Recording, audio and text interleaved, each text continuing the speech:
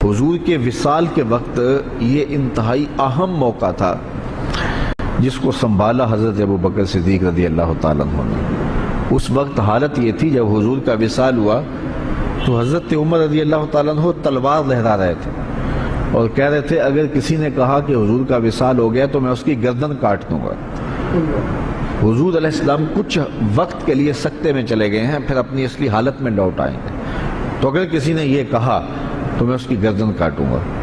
حضرت زید بن عبداللہ کے بیٹے جا کے اپنے باپ کو خبر دیتے ہیں باغ میں کہ ابا جان حضور کا انتقال ہو گیا، تو وہ وہی ہاتھ اٹھا کے اللہ کی بارگاہ میں عرض کرتے ہیں اللہم اذہب بصری حتی لا ارا بعد حبیبی محمد احدا صلی اللہ علیہ وسلم۔ وہ کہتے ہیں اے اللہ میری آنکھوں کی بینائی اچک لے، میں ان آنکھوں سے اب حضور کے علاوہ کسی اور کو نہیں دیکھنا چاہتا۔ حضرت انس بن مالک رضی اللہ تعالیٰ عنہ فرماتے ہیں کہ جب حضور مدینے میں داخل ہوئے اس دن سے روشن دن میں نے نہیں دیکھا، اور جس دن حضور کا وصال ہوا اس دن سے تاریک دن میں نے نہیں دیکھا۔ بلال حبشی شہر مدینہ چھوڑ گئے کہ اب ان گلیوں میں حضور نظر نہیں آتے تو شہر میں رہ کے اب کیا کرنا ہے۔ اسی طرح حضرت سیدہ فاطمہ رضی اللہ تعالی عنہ روتی تھیں اور ساتھ کہتی تھیں صبت علیہ مصائب لو انہا صبت علی الایام سرنا لیالیا، میرے اوپر جو مصیبتیں پڑ گئی ہیں اگر وہ دنوں پہ پڑ جاتی تو وہ مصیبتوں سے رات بن جاتے۔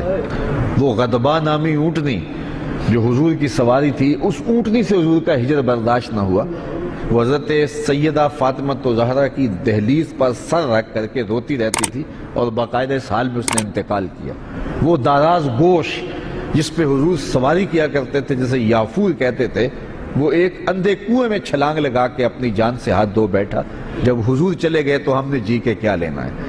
تو ایک عجیب رنگ تھا کائنات کا۔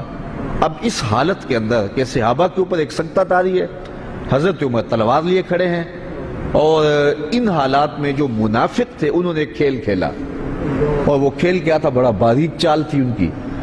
انہوں نے کہنا شروع کر دیا واہ جی واہ، حضور کے موجود ہونے سے کیا رنگ تھا، کیا بہاریں تھیں، کیا نمازیں تھیں، کیا روزے تھے، کیا جہاد تھا۔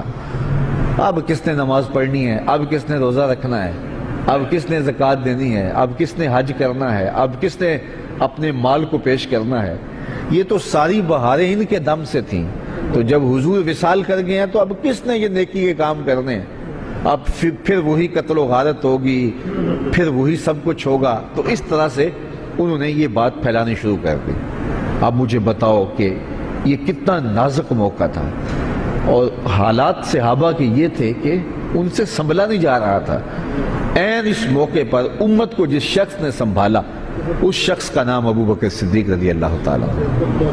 تو حضرت ابو بکر صدیق کھڑے ہوئے اور لوگوں کو متوجہ کیا، اور لوگ متوجہ ہو کے ان کے قریب آئے، لیکن حضرت عمر رضی اللہ تعالیٰ عنہ اسی حالت میں تھے۔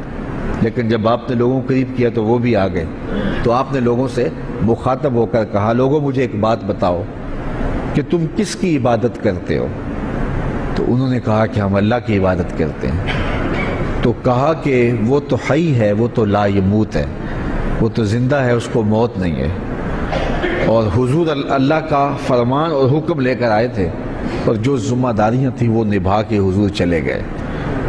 اور پھر آپ نے وہ آیت پڑھی وما محمد اللہ رسول۔ صحابہ فرماتے ہیں ہمیں پتہ چلا کہ یہ آیت اس موقع کے لیے نازل ہوئی تھی، ہمیں پہلے کبھی اس کی طرف توجہ ہی نہیں ہوئی تھی۔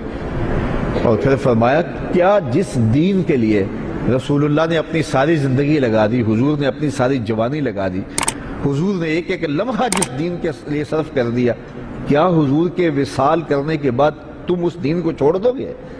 صحابہ نے کہا کیوں چھوڑیں گے، ہم تو کھڑے ہوں گے اس دین کے لیے۔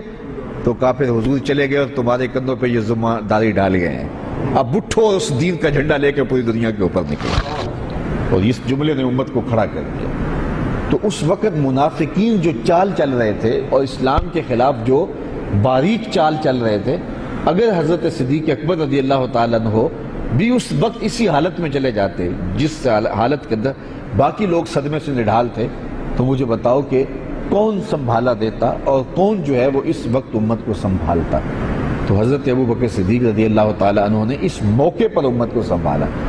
دوسری بات یہ ہوئی کہ امت تقسیم ہونے لگی تھی، یہ بات طے ہونے لگی کہ انصار سے خلیفہ ہوگا اور ایک مہاجرین سے ہوگا۔ اس موقع پہ حضرت ابوبکر صدیق نے جا کے کردار ادا کیا اور امت کو اس نازک موقع پہ تقسیم ہونے سے بچا لیا۔ آج لوگ کہتے ہیں کہ ادھر حضور علیہ الصلوۃ والسلام کا جست انور پڑا ہوا تھا اور انہیں خلافت کے معاملے پڑے ہوئے تھے، اور میاں یہی تو کام تھا ذمہ داری کا جو کرنے کا تھا، جو حضرت سید صدیق اکبر نے کیا۔ اس وقت اگر نہ اٹھتے تو امت دو حصوں میں تقسیم ہو چکی ہوتی۔ تو یہ وہ احسان ہے حضرت ابوبکر صدیق رضی اللہ تعالیٰ عنہ کا کہ کلیجہ ان کا بھی پھٹ رہا تھا۔